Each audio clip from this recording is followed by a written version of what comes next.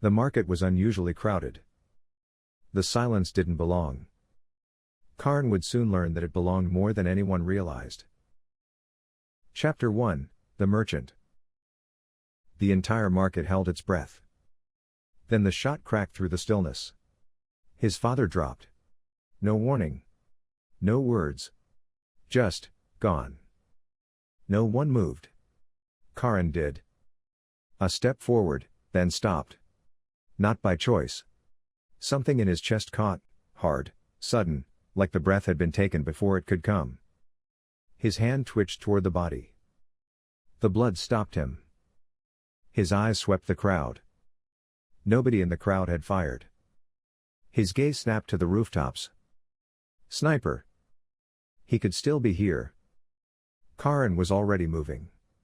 The blade was in his hand before he remembered drawing it. His stance settled without thought, weight balanced, shoulders angled. His eyes didn't go to faces. They went to hands. Belts. Sleeves. Distance. The crowd shifted, fast, clean, practiced. People stepped back as if they already knew where to stand. Where? His voice broke. They moved like men who've seen this before. Not in panic, but with the quiet caution of those who understood what standing too close might cost them. The blade was up. His eyes swept the market. The guards. The rooftops. Every place a sniper could disappear. Karin stepped forward, weapon raised, cutting a path that hadn't opened yet. The crowd opened before him. Hey! The voice didn't need to be loud. Thomas stepped in front of him. Not here. Let's go. Behind them, guards were already watching. Not rushing, waiting. Hands near their weapons, eyes measuring angles. One of them met his gaze, and looked away first. Karin saw it. He didn't care. Sniper. Stay low. The market changed. Heads dropped. Eyes lifted toward the rooftops. His grip tightened. I'm not letting them. Let's go. Thomas repeated. Karin didn't want to. But he did. His father lay behind him. Elias Varn. A man who had never once raised his voice in anger. Who could settle a dispute between strangers with 3 sentences and a steady hand on a shoulder. The kind of man people trusted. Karin turned. Not a glance. A look. The same hand lay half-curled against the ground, as though it had reached for something that wasn't there. It wouldn't move again. A hand caught his arm. Firm. Anchoring? Think, Thomas said. I am. It wasn't true. Put the blade down. Karin didn't. The blade lowered a fraction, enough to matter, not enough to be safe. Thomas didn't move. He seemed to understand that any sudden gesture would send the knife right back up. The blade lowered slowly. Controlled. But Karin's hand didn't loosen. Thomas held up a hand. Easy. Not a command. A request. Behind them, the market began to breathe again, soft, careful, like nothing had broken. He turned toward the tents. Stay here. Thomas let him pass. The tent still smelled like his father. Leather. Oil. Smoke that never quite left. Inside, everything was in place. Bedroll tight. Pack where it should be. No sign of struggle. Too clean.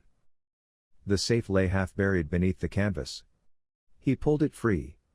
The lock was already open. Then, paper. A soft shift behind him. He turned. A man stood near the back wall. Coat too heavy for the heat. Sleeve darkened near the cuff, old blood.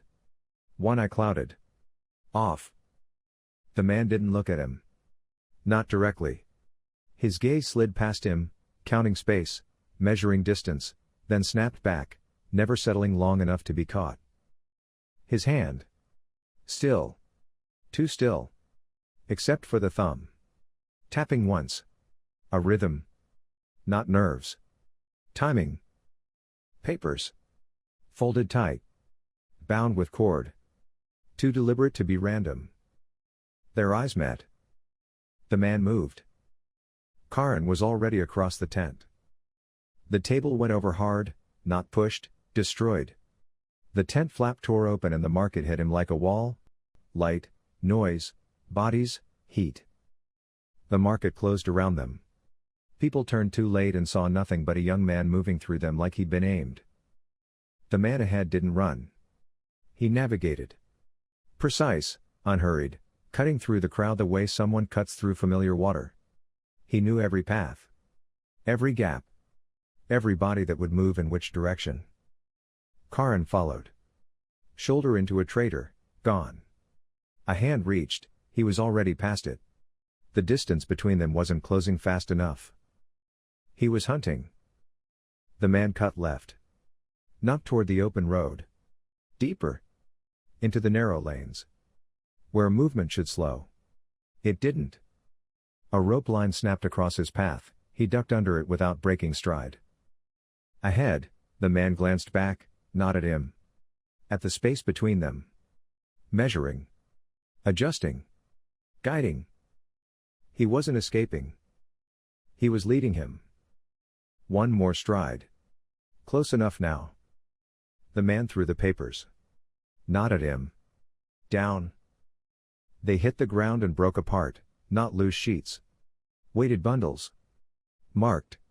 Placed. Half a second. Enough.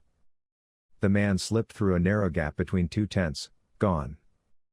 He reached it a heartbeat later. Stopped. The gap was wrong. Too narrow now. Canvas pulled tight. Like it had never opened that far. Karin turned slowly. The path they'd taken was already different. Smaller. Cleaner. He crouched and picked up one of the bundles. Heavy. Not trade records. His grip tightened. Then, loosened. Not by accident. His eyes flicked once toward the direction the man had gone. Then back to the bundle. Recalibrating. Not chase. Not now. The safe had been open. The man had come for these. And he had chosen to leave them behind.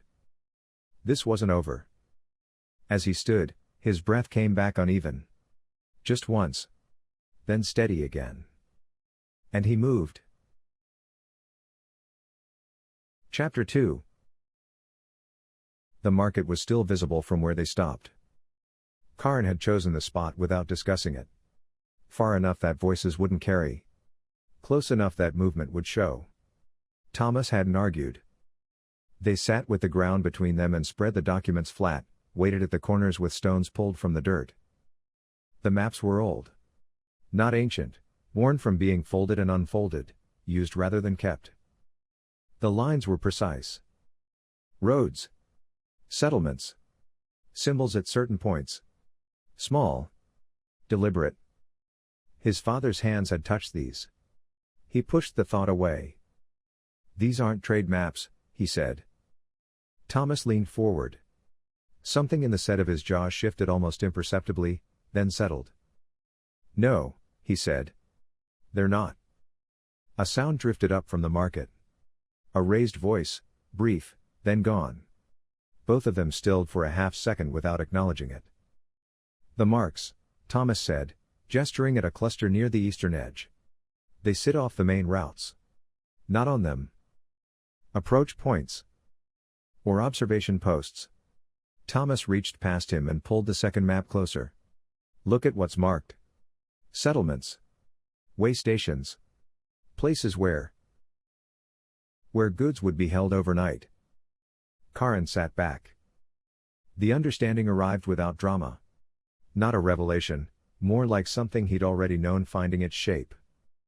His father had maps of places to rob. The market breathed in the distance. Neither spoke. For a moment they just sat with it.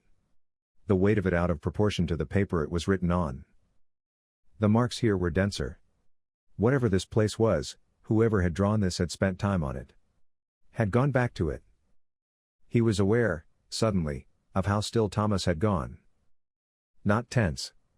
Not obvious. The way a man goes still when he's making a decision.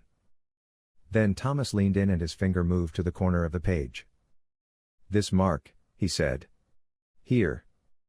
Karen looked. A small symbol, pressed rather than drawn. Like a signature without a name. "I don't recognize it," Karen said.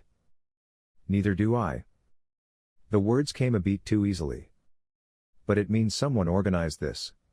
Thomas moved on, to the next page, a smaller map, his attention already elsewhere. "These weren't your father's work." He was holding them. "For someone." Thomas didn't answer. Karen looked back at the larger map. At the dense cluster of marks. At the symbol in the corner that Thomas had moved away from too quickly. He kept it to himself. "The man in the tent came for these," he said instead. "Yes." "He left them." He was interrupted. "He threw them down and ran." Karen looked at him. "He could have kept them. He chose not to." Somewhere in the market, a cartwheel complained against dry ground. "Then either he didn't need them anymore," Thomas said. "Or he wanted you to have them." The second option settled between them like a stone dropping into still water. Karen looked at the maps again. Ordinary to look at. Impossible in their implication. His father. He allowed himself the thought. Then buried it. "Someone will come back for these," he said. "Yes. Or they already know we have them." Thomas picked up one of the smaller maps. His thumb moved across a mark near the edge, not idly. A gesture that looked like thinking but was something else. "There's a settlement here," he said. 3 days out, maybe 4. He set it beside the others. "It appears more than once. Different maps. Different approaches. Whatever it is, someone kept coming back to it. A settlement. Unremarkable on its own. But Thomas was right, it was there on 3 maps. Always observed. Always noted." "That's a long way with no guarantee of anything," Karen said. "Yes. We could be walking toward the people who killed him." "Yes," Thomas said again. Karen looked at him. Thomas met the look evenly. Present. The way he'd been in the market when he'd stepped in front of him. An anchor that didn't pretend the ground was safe. "You've been further on less," Thomas said. It wasn't encouragement. It was just true. Karen looked back at the settlement mark. Small. Unremarkable. On 3 separate maps made by people who killed for a living. His father had kept these in a locked safe. His father was dead. He picked up the map. 4 days, he said. "We move light." Thomas nodded once. They folded the documents in silence. Karen's hands were careful with them, more careful than they needed to be. He noticed that about himself and said nothing. Behind them the market went on. Neither of them looked back at it.